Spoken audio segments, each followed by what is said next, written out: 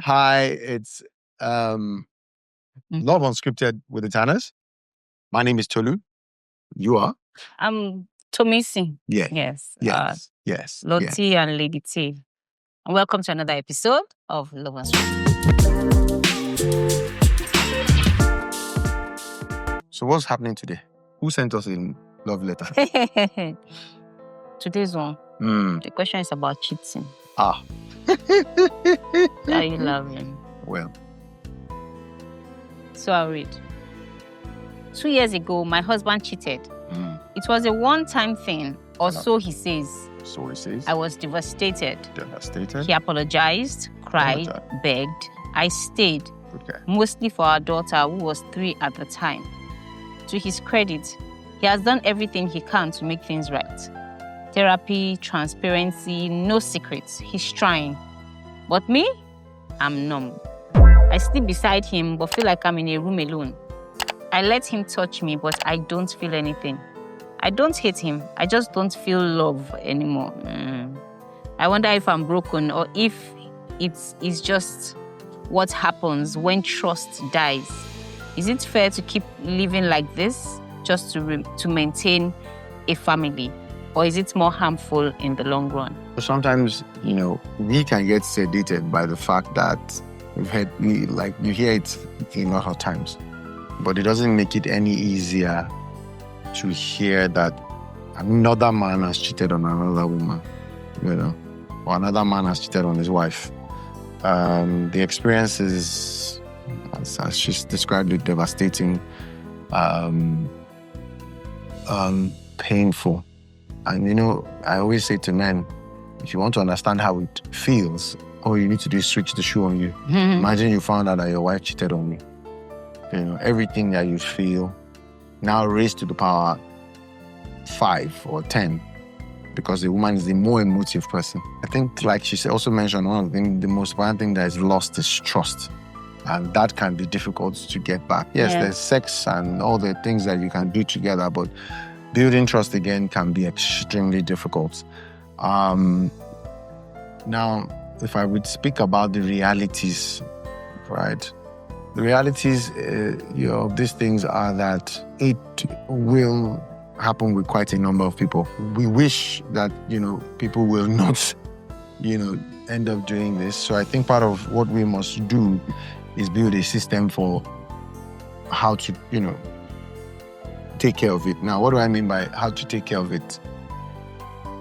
For me, when I listened to the process the man went through, he cried, he begged, he's sorry. It's a one-off thing. At least we can establish that this is not a serial cheater. This, pertinence shows that it's something that he did not want.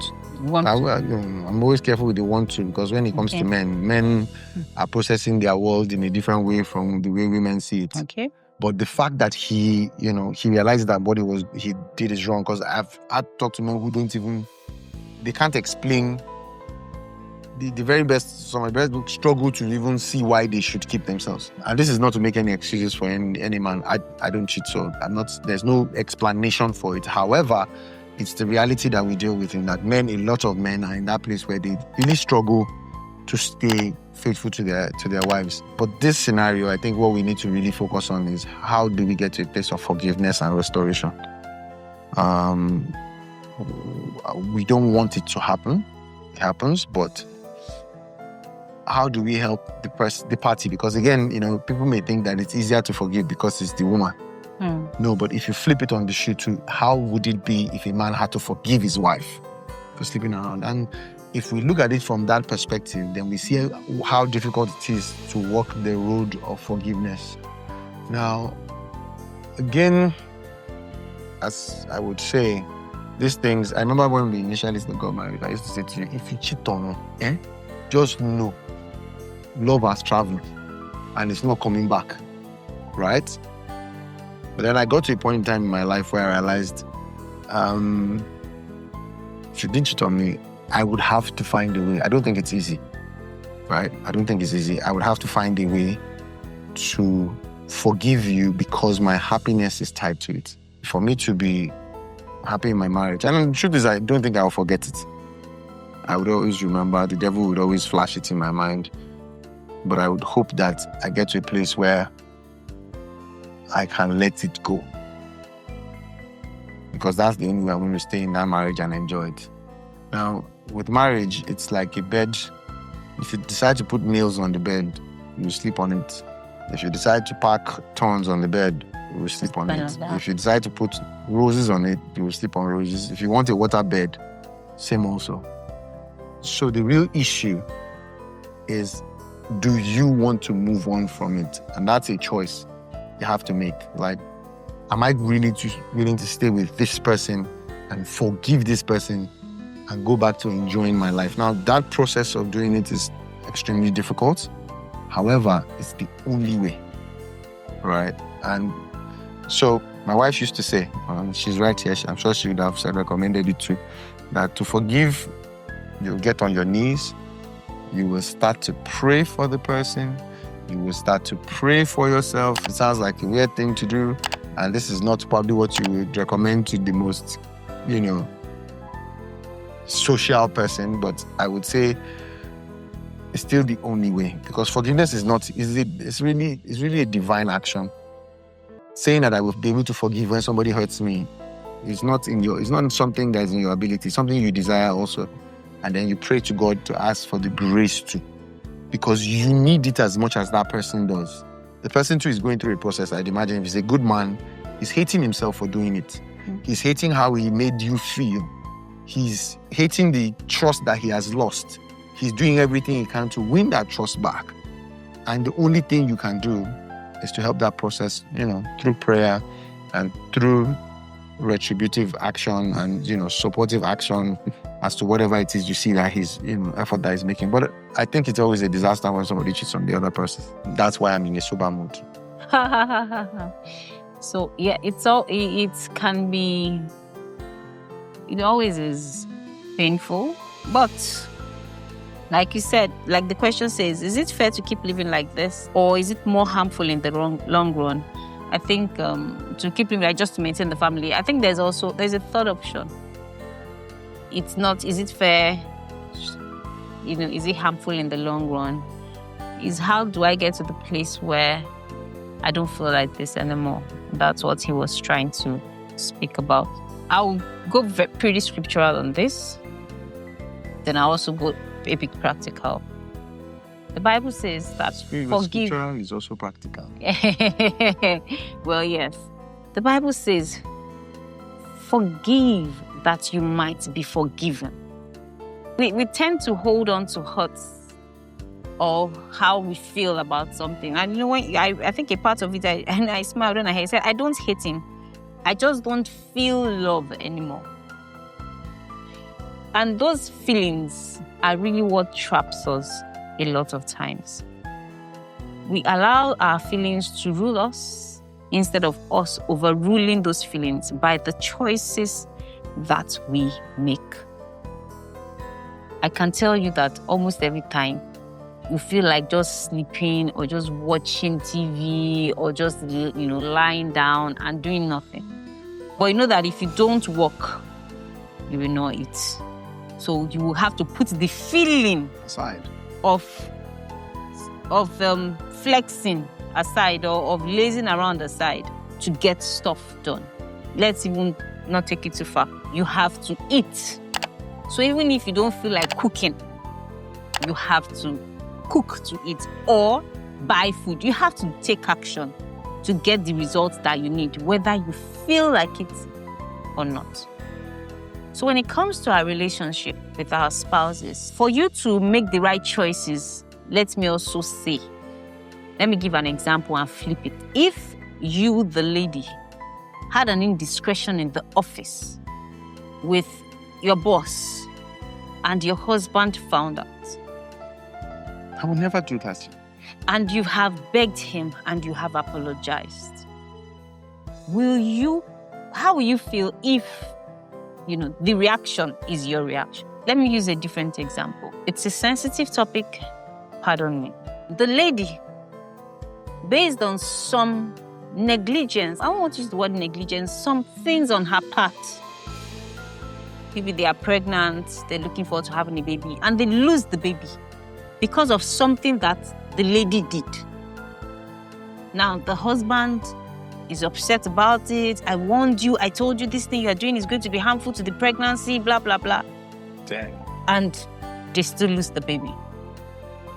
Somehow, and she feels very bad. She feels very, well, I'm so sorry. I didn't know it was I didn't think it was a big deal. Well, and all the works and all of that. And eventually, of course, you, the lady, are hoping that he gets to the place where he doesn't say, I told you, I can't stand you, don't come, don't do this, prejudgment and all of that. And so when it comes to matters like this, a lot of grace is needed. You give a lot of grace because even you need grace. It's not easy to forgive. We are being sincere. It's not easy. We have faced our fair share, even though it's not in cheating, but in other areas. I didn't cheat. And, and one thing or the other, we've had those times when we've had to, how do I move on from this? I'll share, like he had said, what my pastor shares. How do you forgive? My pastor will tell you, pray good things for the person. He had mentioned it, that you should pray for the person, pray for yourself. But he did not qualify the prayer. You pray blessings into the person's life. Because what happens is when you pray, you can be praying against him. God, what he did is not fair. Father, show him.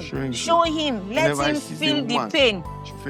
But your prayer can be, God, I'm hurting, but I forgive my husband. God bless him. God, make all he lays his hands on, let him prosper. Help him to be a good dad. Help him to be a good husband to me. Help me to be a good wife to him. Help us to love each other. Help us to... when it comes to the power of God in our marriages, I don't even think the word is underestimate. We don't estimate it. We don't even realize that God plays a very important factor in how you can feel. God can change your mood from this to this, just like that. But we are holding on to our own self, our own feelings. So, in wrapping up, what my own contribution to this question is, you don't feel anything anymore. You're so numb. You just feel like, am I going to be numb like this for life? Or should I just get out of this? No. You don't have to get out of it. Particularly, like we have established, he's remorseful, he's apologetic, he's sorry. He's not a person who... There's some people that cheat on their wives and they look them in the face and like, yes, so what do you want me to do about it? And some of those women are like, okay, maybe I should just cope. Some of them say, I will take the highway, please. I'm not ready to stay in this marriage. But here's a person who is actually very remorseful. I think I'll also leave this with you. And this was an experience of someone I know. If you were to lose your husband today, you're not feeling anything. You're not feeling anything. You're totally numb. Well, he dies today. Something just happens and he just dies. What's going to happen? What's likely to change about how you feel? Are you suddenly going to have all the feelings and miss him and wish he was there? Are you going to wake up in the night and wish that, now all the begging is paying attention. Then you wake up in the morning and there's nobody to beg you. Nobody to even say sorry. Nobody to even vex for. Nobody to those non-feelings, those numbness, there's nobody to even share it with. That is also an option of something that can happen. So really, how much power do you want to give over our feelings? It's more about the choices that we choose to make, regardless of how we feel. I would use a practical example, and I'll use it to wrap up. There was a couple that reached out to us some time ago, and the wife reported that the husband had cheated. One-time thing, and we tried to encourage, because it was a wife that was, struggling, that forgive this man. And the funny thing is, it didn't hit her until he had an episode where he collapsed at home. And then it became clear to her that, listen, if I lose this person, then I actually do not have anything. The person I'm, being angry at and, mentally, going overboard for, if I lose him, then I lose everything. And I think it was the turning point for her, forgiving her husband. She then realized this person is not so bad. He's, it's probably the stress of work, the way I, related with him. And this is not to say that she, took responsibility, because the man was at fault for doing what he did. However, I remember seeing them recently and realized that the fact that she had forgiven her husband, they're in a much better place. They're blessed happy. their home, yes. And created such a much better experience for them. Now, having said all of this is not to excuse the man who cheats, right? And it must be said clearly, it is absolutely wrong to cheat on a spouse, right? To men, I'm a guy, I know it's not easy, right? But I would say to you that one of the things that helps me the most is the fact that I have a wife who I can talk to about the mental challenges of being a man in this world and all the temptations you face. And so the same reason why God gave you a wife, take your treasures to her, share with her. Wife, be a good wife enough to let him share your treasures with you. Yeah. Because it's the fact that you feel alone with some of these struggles that gets the man to end up in the hands of another woman. Those women are there waiting to grab your husband from you. They don't care about your marriage. They don't care about your home. So be a home that he can come to. Yeah. Right? Be the person who he can tell about his temptations. Yes. Because men face several levels of temptation at different times in their lives. And part of the job is to be a help. Sin thrives in secrecy. Correct. Like one of the things we say. And when your husband or your wife finds it difficult to tell you things, they are going to be hiding, and then they are tempted, they can't tell you. They fall into sin, they can't tell you, and then the offenses begin to pile up and the issues begin to pile up. Be like my husband had said, be home, be that person that they can talk to, that they find comfort in, and by God's grace, with the help of the Holy Spirit, He would give you the grace to forgive and come out. You know the interesting thing? I think that we should create an episode where we talk about why do men cheat? Why do people cheat? Why is this cheating thing a big deal? What are the semantics? What are the things that cause it, right? I think there's a whole topic sitting right there, even though it's a very uncomfortable topic to talk about.